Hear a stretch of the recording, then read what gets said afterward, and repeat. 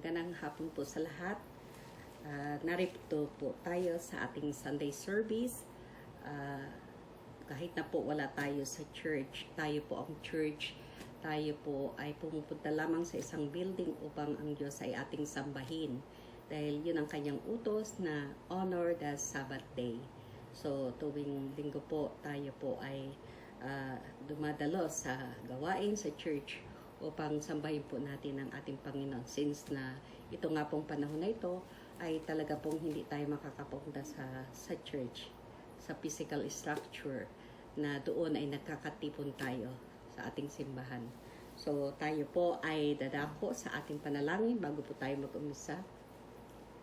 Panginoon, maraming salamat po sa oras na ito at minsan pagad ay narinig kami sa iyong presensya. Salamat sa pagkatawag mo sa amin upang ang aming espiritu, Lord God, ang aming isipan, ang aming physical na katawan ay magkaroon ng kapahingahan. Salamat, Panginoon, sa iyong pag-ibig, sa iyong kabutihan, sa iyong provision, sa mga protection mo sa amin, sa aming buhay, na patuloy nga, Panginoon, na ikaw ang Diyos na tapat sa iyong pangako, na kailanman, God, ay hindi mo kami iwan, hindi mo kami pababayaan. At sa kabila ng nagaganap, Panginoon, ay narito pa rin kami. Salamat sa iyong pag-ibig, Panginoon. Ikaw lamang ang maitaas sa oras na ito. Ikaw ang maparangalan. Lord, maraming salamat. To God be the glory in Jesus' name. So, muli, magandang araw sa inyong lahat. At narito muli tayo, yung lingkod, si Pastora Evelyn, na maghahayag ng mabuting balita. So, ating pumuksan ng ating Biblia sa John chapter 3, verses 1 to 7. Pero ang tayo po ay kukuha lamang ng isang verse dito at yun po ay ating pagninilayan. So, ngunit babasahin ko po upang malaman natin, makita natin ang buong istorya ng ating topic. So, babasahin ko po sa John 3, 1 to 12. Nicodemus visit Jesus at night.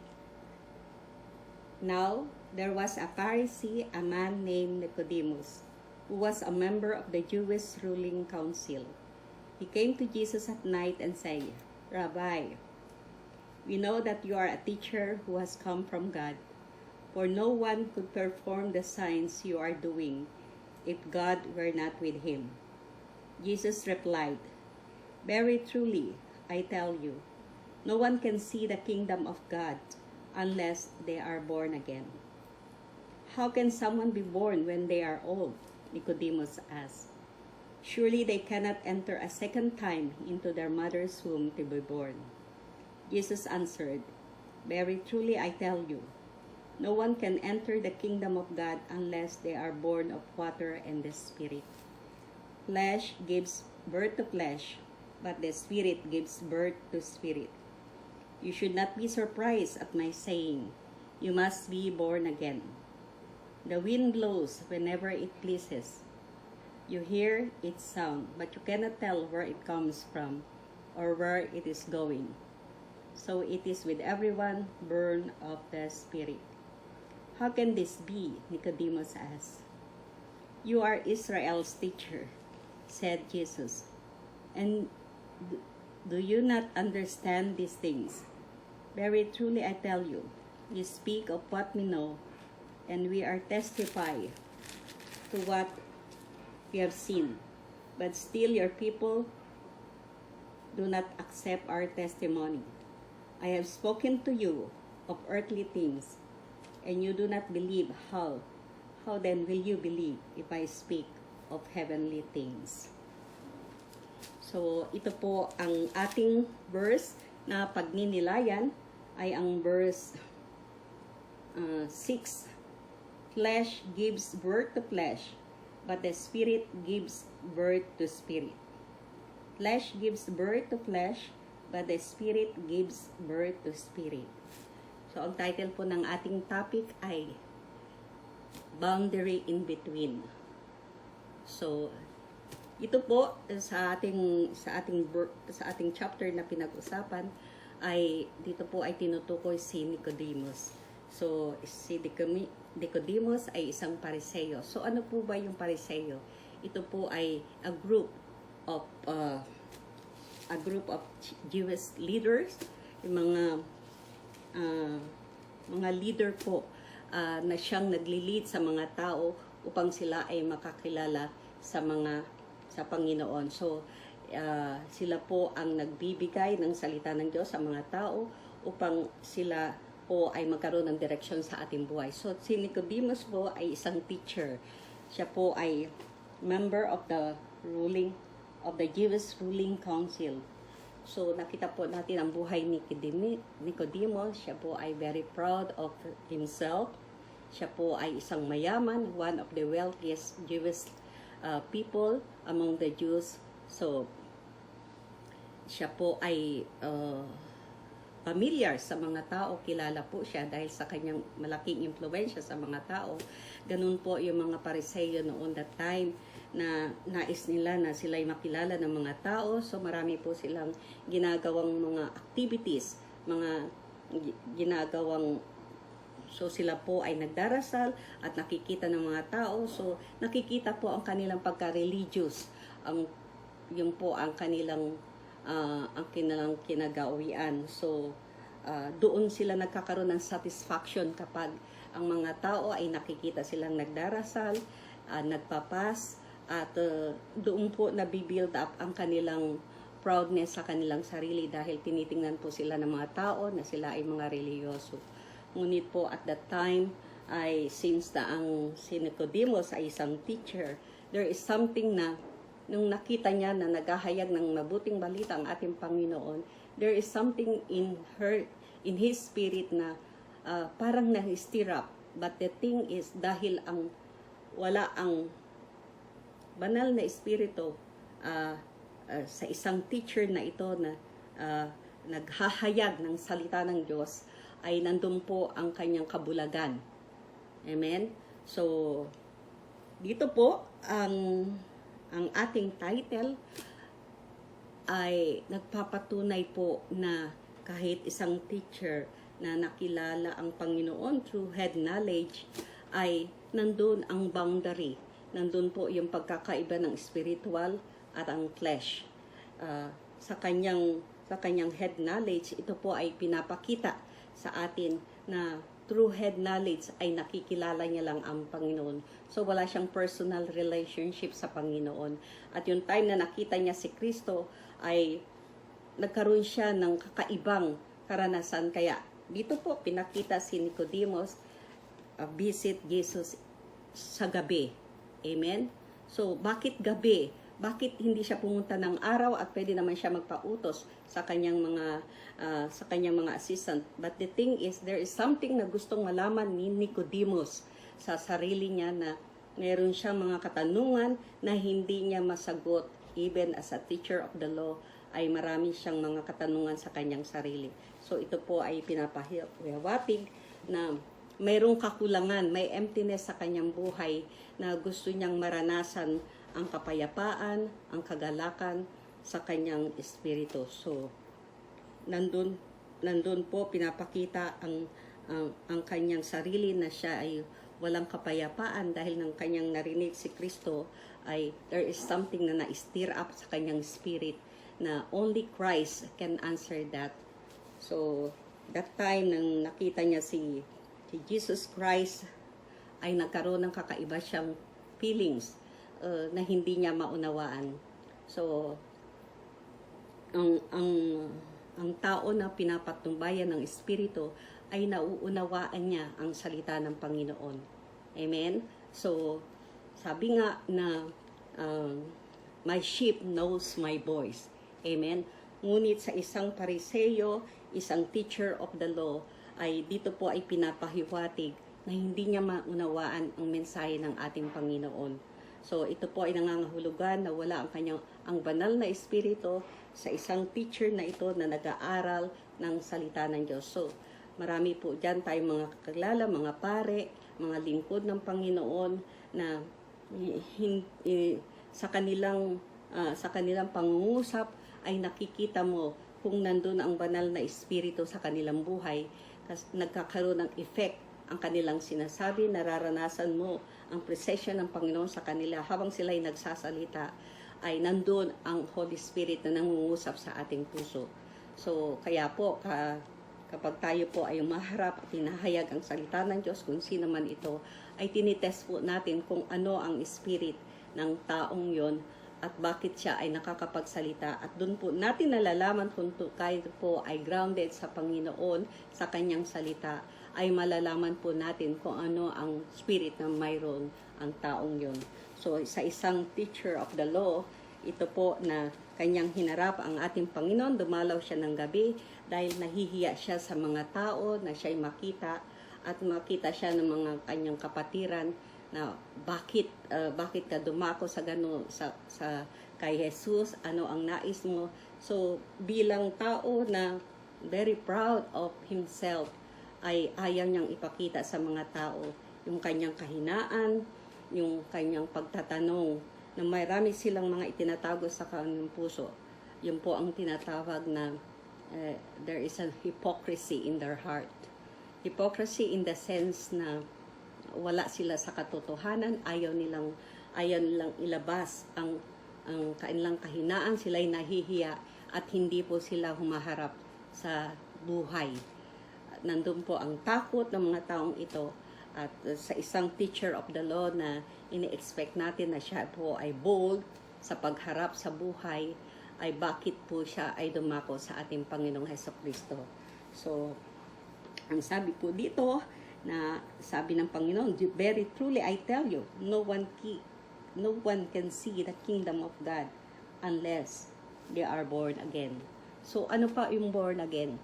So, alam niyo po, sa katotohanan, kapag nakita ng mga tao na ikaw ay born again, iba po ang kanilang connotation, na para bang ikaw ay kulto, ikaw ay ibang relihiyon, ikaw ay may sinasambang iba, ikaw ay kakaiba sa kanila, you are weird.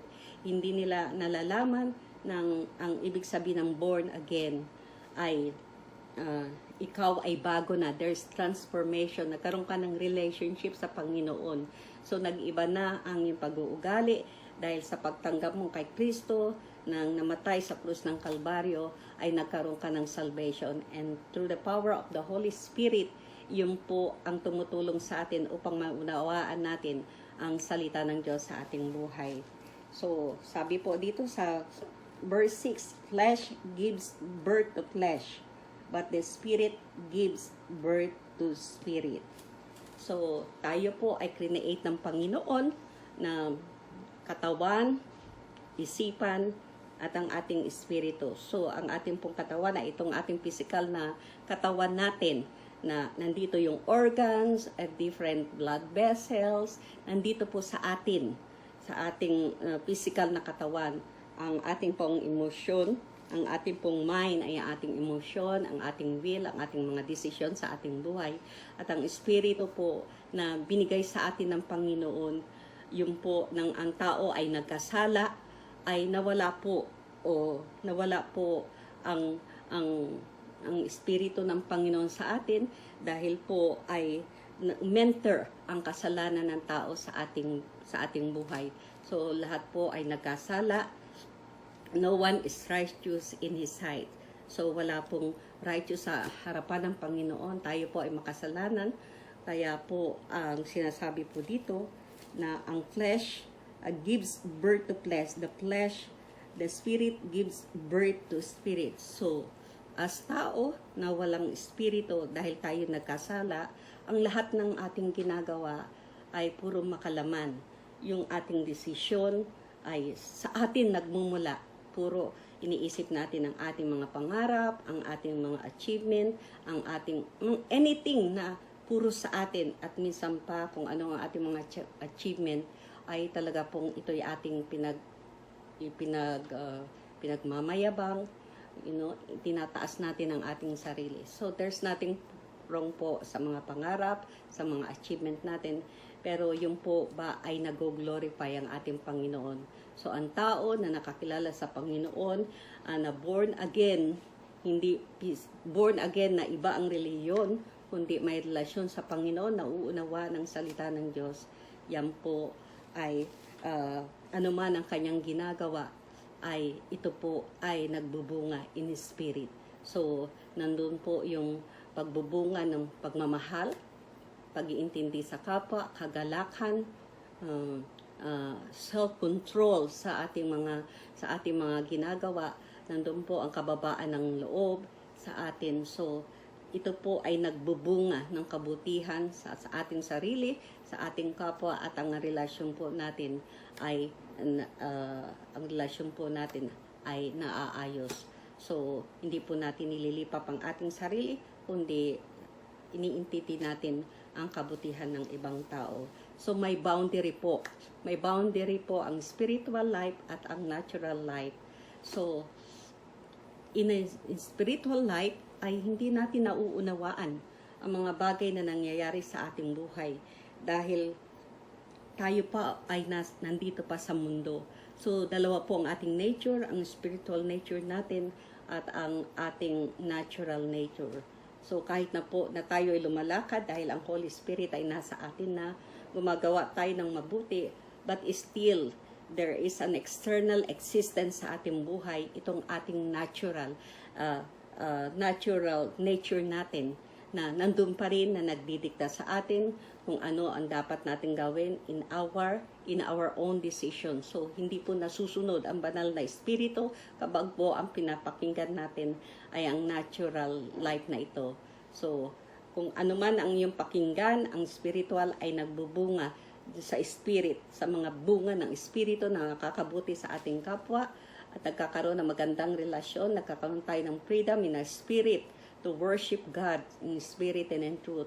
Ngunit ang ating spirit, natural na buhay ay nagagawa po natin yung mga bagay na makalaman, na hindi kalugod-lugod sa Panginoon, pag-iinggit, lahat ng kalaswaan, pagsusugal, paninigarilyo, pambababae, ano man ang mga bagay na ginagawa natin at patuloy tayo nagkakasala sa Panginoon, yung po ay gawa ng ating natural, ang ating flesh na siyang nagdidikta sa atin na nagkasala tayo sa Panginoon. Ang pagsuway ng ating ina, ang ating mga magulang, ay yung po ay ating nadala. Kaya po, yung po, ang sabi po sa John 3:16, "For God so loved the world, that He gave His only begotten Son, that whoever believes in Him will not perish but have everlasting life." So, yung po ang benefits po ng ating new life. Nagbabago pong ating buhay, nagkakaroon ng transformation, at ang mga kilos natin, galaw, anuman ang ating ginagawa, ay yung po ay para sa kabutihan ng iba, at nagkakaroon po tayo ng relasyon sa bawat. Hindi po natin nililipap ang ating sarili, kundi iniisip po natin ang kapakanan ng ibang tao. At yun po ay nagkakaroon ng it gives glory sa Panginoon. Dahil sinusunod po natin anuman ang dictate sa atin ng Holy Spirit sa ating buhay na gumawa ng magbuti from glory to glory. So, there is a boundary po sa paggawa ng ating spirit dahil mayroon po tayong laya, mayroon tayong kapayapaan, mayroon tayong kagalakan, at nagkakaroon tayo ng magandang relasyon sa mga tao. Unlike po na ito po na ating sinusundan, ang ating flesh po na makasalanan, na ating minana, ay nasusunod po yung mga against sa spirit na mga dinidikta na siyang magiging dahilan ng pagkakasala. At dun po sa patuloy nating pagkakasala, habang tayo nabubuhay, kahit na ikaw ay Christian, ay patuloy pa rin nagkakasala ang isang tao. Ngunit dahil nga ang Espiritu ay nasa atin, amen, so nandun po yung kalakasan na gumawa ng mabuti. Yun po ang pagkakaiba ng ikaw ay nabubuhay ng Spirit, at ito na wala ka pa sa Panginoon ay nasusunod kung ano yung nais ng yung laman, kung ano man ang mga dinidikta, mga desires sa iyong puso na against sa Panginoon. So, ito po si Nicodemus as a teacher of the law, ay totoo po na napakatagal na siya ay naging teacher. So, sa isang teacher ay alam natin na ito po ay knowledgeable marami siyang alam from Genesis to Revelation, naghahayag ng salita ng Diyos, isang mayaman, very proud of himself dahil siya ay matalino, marami siyang pinag-aralan, at yun po ay napipresent niya ng maayos sa mga tao. But nang siya ay humarap sa Kristo, ay nakita po niya ang kanyang sarili. Ang sabi niya, naniniwala ako na walang makakagawa ng miracle kung hindi siya sasamahan ng Panginoon. So dito po, na-recognize niya na there is something in Christ na there is something na mayroon ginagawa. Walang makakagawa ng ganong miracles nang hindi siya pinapatnubayan ng banal na espiritu. So yun po ay kakaibang salita ng isang teacher of the law na hindi niya ba nakita ang kanyang sarili at ang nakita niya ay ang ating Hesukristo. So, there is a difference. Nakita niya po ang pagkakaiba. Amen? So, hindi siya pwedeng yun ay gawin niya na hingin lang. Diba? Yung ganong sitwasyon, hiningi niya ang power, hiningi niya na siya'y matuto, something na makagawa siya upang makuha niya yung kaalaman na yun. But the thing, ang sabi ng Panginoon, you cannot enter the kingdom of God unless you're born again. So, iyan lang po ang requirements ng Panginoon sa atin, na kung sino man ang lalapit sa Kanya ay kailangan i-humble niya ang kanyang sarili, makita niya ang kanyang sarili, at doon po ipapakita sa atin ng Panginoon kung sino tayo sa kanyang harapan. Ipapakita niya sa atin ang ating kasalanan, sino tayo sa kanyang harapan, at yung po ang biyaya na ibinibigay sa atin ng Panginoon through the power of His Holy Spirit, dahil ngayon po na siya po ay nag-rise up, nag-resurrect, yung po ang new life na ibinigay sa atin ng Panginoon through the power of Holy Spirit na natanggap natin during that time nang si Kristo po ay namatay. So, yung po ay binilin sa atin upang siya po, yung po ay magpatuloy na gumawa sa atin ng mga kabutihan, higit pa sa ginawa ni Kristo nang siya ay nabubuhay. So, hindi po ganun kadali dahil alam po natin sa sitwasyon na ito na ating pinagdadaanan, sa sitwasyon na itong pandemic ay marami pong nanghihina sa kasalukuyan. Nandun po na sila'y nagtatanong kung nasaan ang Panginoon, ano ang nangyayari, ito ba ay katapusan na, bakit ang lahat ng mga bagay na maraming nadideprive sa freedom, sa mga bagay na inaasahan nila na something that will comfort them, and some of them ay nawala ng mahal sa buhay. So, sa atin po, sa kinalalagyan natin, maring hindi natin nararanasan dahil hindi tayo na-expose doon sa mga tao na ganito ang kanilang pinagdadaanan.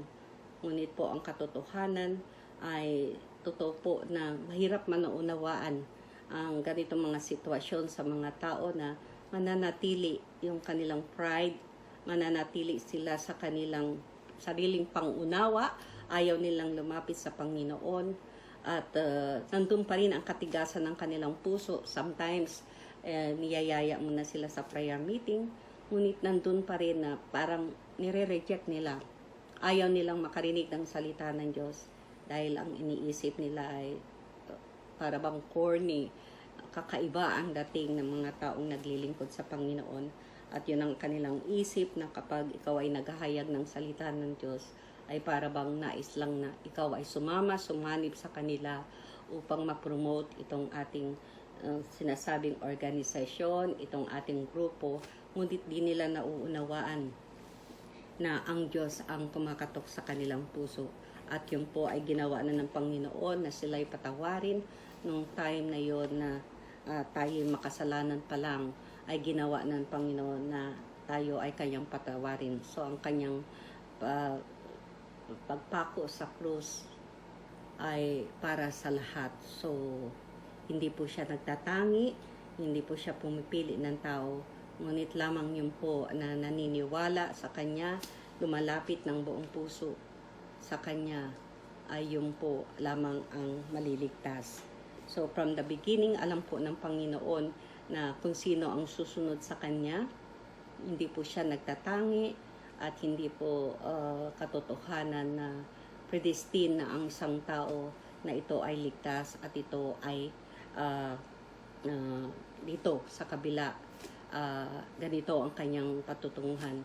Ngunit po sa kaalaman ng Panginoon, dahil sa kanyang kapangyarihan, alam niyo po ang mga tao na susunod at hindi susunod sa Kanya.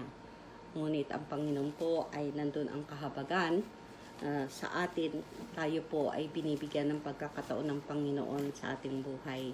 So, salamat po sa Panginoon dahil totoo nga po ang sabi ng Panginoon, kailanman ay hindi kita iwanan, hindi kita pababayaan. Ano man ang nangyayari sa atin ay patuloy pa rin siya nakasubaybay sa atin. Makasalanan ka man, Kristiyano ka man, ay nandun pa rin ang pag-ibig ng Panginoon na tayo ay inaabot. Sa isang sitwasyon kay Nicodemus, alam natin na marami silang na-impluwensya, marami silang impluwensya in the sense na hindi nakakilala sa Panginoon at lalong nalayo dahil wala silang inisip kundi sa sarili lamang nila.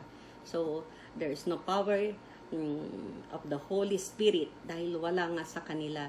Hindi nila sinuko ang kanyang buhay. Even a teacher of the law ay hindi niya naisuko ng buong puso ang kanyang buhay. Kaya anuman ang kanyang pagtuturo, anuman ang mga tao na humahanga sa kanya, ayan po ay walang kabuluhan. Ngunit nang siya po ay lumapit sa ating Panginoon, even at that night, nandun po ang kahabagan ng Panginoon sa kanya at siya ay nakakilala sa Panginoon. Ngunit hindi ko nga po sinabi dito, klarado, pero doon po natin naunawaan na at that time nang si Kristo po ay namatay, ay kinuha nila yung labi ng ating Panginoon. So, mayroon po siyang kasama doon, si Joseph. At doon po ay nalaman po natin na nandun ang puso nila sa Panginoon, na even at nang si Kristo ay namatay, ay nandun po yung pag-appreciate nila. Doon po nila nakita ang pag-ibig ng Panginoon sa kanila. Yung time na ang Panginoon ay kanilang kinuha ang katawan upang ito ay ilagay sa maayos na lugar. So ganun po tayo kapag tayo po ay nakakilala sa Panginoon. Anumang estado natin sa buhay ay magbabago po ang lahat ng bagay sa atin. Ang ating pananaw, ang ating mga isipan, ang ating mga kilos at galaw. So kahit po anytime tayo po ay lumapit sa Panginoon, saan ka man naroroon, ano man ang iyong pinagdadaanan sa oras na ito, ano man ang iyong hinaharap, ang Diyos ay nag-iintay sa iyo. So ang Diyos po ay bukas ang kanyang puso na ikaw ay lumapit sa Kanya. So kung iyong lang po bubuksan ang iyong puso at isipan, ay mararanasan mo po ang pag-ibig ng Panginoon sa iyo.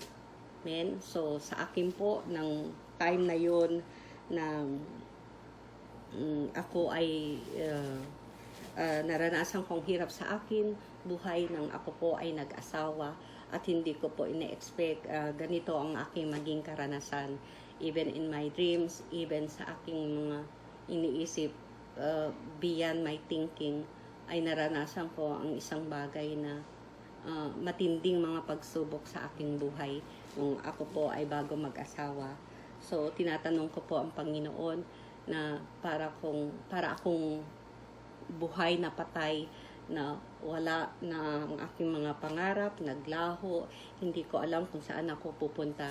Ngunit sa kahabagan ng Panginoon, siya po ay nagparamdam sa akin habang ako po ay may ginagawa sa aming bahay.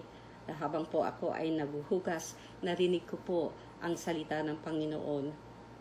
At nang yun po ay aking narinig ang salitang yun, ay ako po'y tumakbo sa aking kwarto at doon ko po nag-iiyak sa harapan ng Panginoon, na hindi ko alam kung anong itsura sa akin nung ako'y nasa kama, na nag-iiyak ako dahil naranasan ko ang pag-ibig ng Diyos. Nang sinabi niya na I will never leave you nor forsake you, ay naranasan ko po ang pag-ibig ng Panginoon sa akin. That time, ay nakita ko ang pag-ibig na yun, hinambol ko ang aking sarili. At during that time na hinambol ko ang aking sarili, ang buhay ko po ay nag-iba. Nag-iba ang aking pananaw, nag-iba ang aking direksyon sa aking buhay, ang mga mahalaga noon na makamundo, ang aking mga pangarap na ako ay makapagtrabaho bilang nurse, at ang pangarap ko na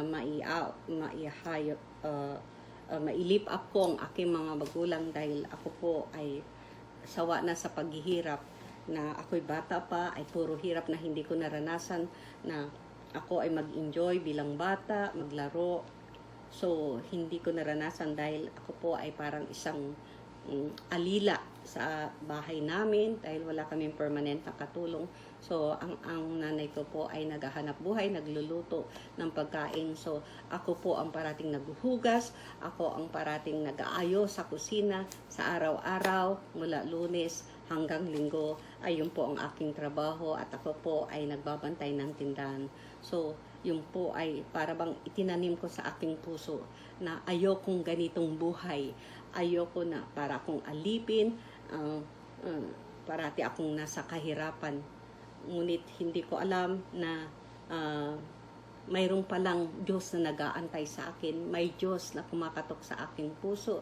May Diyos na alam ang aking kinabukasan. So, dumating po ang panahon na ng time na isinurrender ko na po ang aking buhay sa Panginoon. Dahil hindi ko alam, ang buhay ko pala noon ay, akala ko ako ay mabait. Yung pala ay nandun ang aking mga ginagawang mga kalokohan, mga akong bata, kataasan ng loob, na iniisip ko, puro akin. So, nandun ang aking selfish desire, nag-iisip ako ng masama sa aking kapwa. So, yun po ay hindi ko alam. Not until nang nakilala ko ang Panginoon, nakita ko ang aking sarili. So, nakita ko na nandun karumi ang buhay ko. At yun ang naging epekto sa akin na bakit ko naranasan ang mga ganong mga matinding naranasan ko sa aking buhay, dahil yun po ay epekto ng kasalanan sa atin. So, nung tinanggap ko po ang Panginoon, ay nag-iba po ang aking buhay, nagkaroon ng direksyon, at nakita ko ang pagkatawag niya sa atin. Sa aking buhay, lahat po tayo ay may pagkatawag. So, kung bubuksan po natin ang ating puso, ay makikita po natin ang pagkatawag ng Panginoon sa atin. Mauunawaan natin na ang buhay natin ay hindi lang ikaw ay nabuhay, kundi mayroon plano ang Panginoon sa ating buhay. So, nandun po yung boundary in between, na only God can break that boundary in our life. Na bilang tao, bilang nabubuhay ka sa mundong ito, kapag nakilala mo si Kristo, ang lahat ng nangyayari, kahit na natural, na nandito ka, na nag-i-exist ka, ano man ang nangyayari sa buhay mo in this life, ay may kaugnayan sa Espiritu. Ngunit ito po ay na-align, naaayos, nagkakaroon ng magandang connection, at nakikita mo ang sarili mo, ikaw po ay nababalanse. Unlike before, na wala ka sa Panginoon, ay nasusunod po ang iyong sarili, lahat ng nais mo na hindi mo alam na ito pala ay nakakasama sa iyong pagkatao, sa iyong isipan, na doon ay napapahiwalay ka sa Panginoon. Ngunit salamat sa Panginoon dahil ang siya ay namatay sa krus ng Kalbaryo, lahat po ng ating kasalanan ay pinatawad niya. So, sino ka man sa mga oras na ito, na ngayon mo lang narinig ang salita na to, alam mo na hindi mo alam ano ang kinahihinatnan ng lahat ng ito, hindi mo man kilala ang Panginoon, ito ay isang invitation sa iyo ng Panginoon na narito siya at handang dumamay sa iyo. So, salamat sa Panginoon dahil siya po ay tapat sa ating pangako na anuman ang hingin natin, tawagin lang natin ang pangalan ng Panginoon. Siya po ay nariyan upang dumamay sa atin. Amen? So, ganun po ang Panginoon. There is no boundary in Him. Ang ating physical na nature at ang ating spiritual na ngayon nakakilala tayo sa Panginoon ay sa Panginoon po ay walang boundary. Nagkakaroon niya ng boundary dahil sa kasalanan. At ito po ay pinapakita ng Panginoon sa atin that there is boundary. But God, there is no boundary. Amen? So, salamat sa Panginoon muli. At tayo po ay dadako sa panalangin. So, Panginoon, maraming salamat Lord sa oras na ito. At tunay nga Panginoon na ikaw ay nariyan, hindi ka man namin nararanasan. Minsan, Lord, sa pagsubok na dumaraan sa aming buhay, ay minsan, Lord, kami nawawala, though kami nakakilala sa iyo. Dahil as human, O God, ay nandito pa rin kami sa mundo. Kami ay may emosyon at may kaming kaisipan na nakaka-impluwensya sa mga nangyayari sa aming buhay. Dumarating din ang takot sa amin kapag there is something that threaten us, O God. Nandun pa rin, Lord. At habang kami nabubuhay, ay aming mararanasan ng lahat ng ito.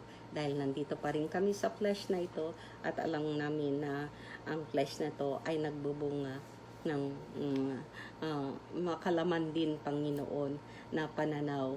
Ngunit salamat sa iyo, Panginoon, dahil sa Espiritu na aming natanggap at tatanggapin, Panginoon, sino man ang mga tao na aabutin, Lord, ng salitang ito, Panginoon.